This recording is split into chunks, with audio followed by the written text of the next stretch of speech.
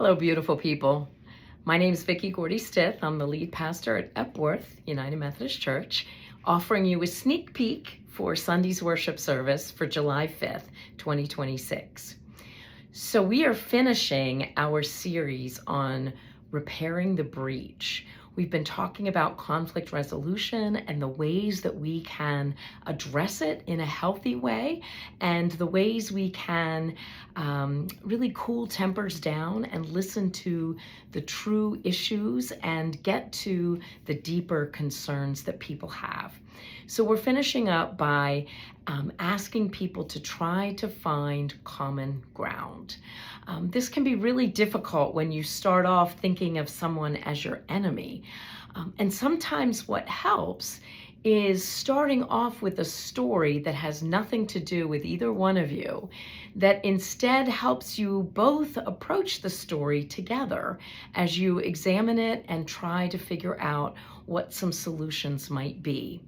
And so we are looking at this technique today, especially through the story in 2 Samuel, where David is being confronted by Nathan. You may remember King David. He had much success. He conquered over Saul, who had done evil in the sight of the Lord, and he was now bringing the tribes together into a nation and really establishing the monarchy. But in that process, that power had gone to his head. And so he had seen Bathsheba sunbathing, and he had sent someone to take her and bring her to him.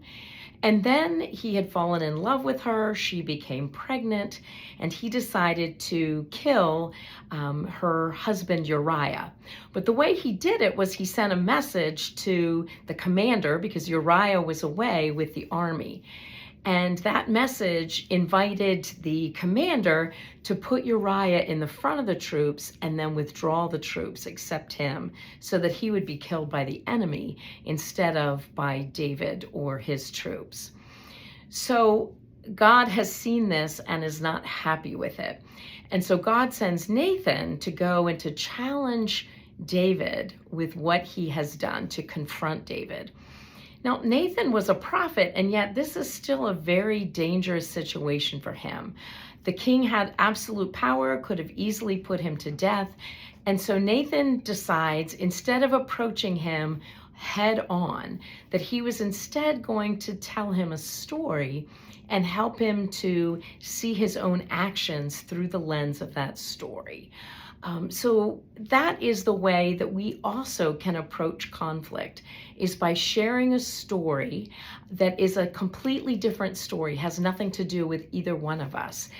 Some writers call it a third story, because it's not your story or your opponent's story, it's a third story.